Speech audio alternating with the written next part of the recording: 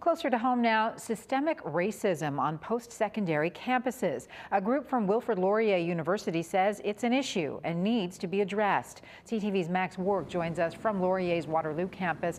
Max, what sort of issues are we talking about?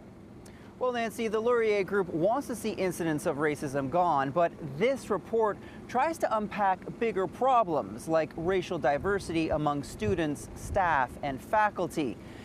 Now, the report notes there's racist stereotypes, whiteness, and a lack of accountability to prevent systemic racism. The author of the report says this isn't a WLU or UW problem. Rather, there is underlying racism at most post-secondary institutions.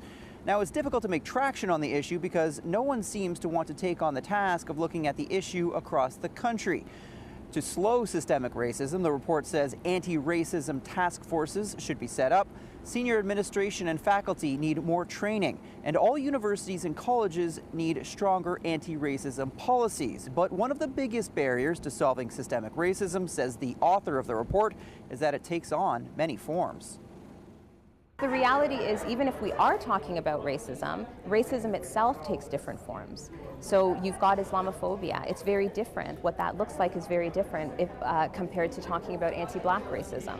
And part of it is the intersections. Part of it is the fact that Islamophobia is just different in kind. And this report stems from a yearly summit that involves 19 universities and colleges from across the country. Nancy. Max Wark live at Laurier.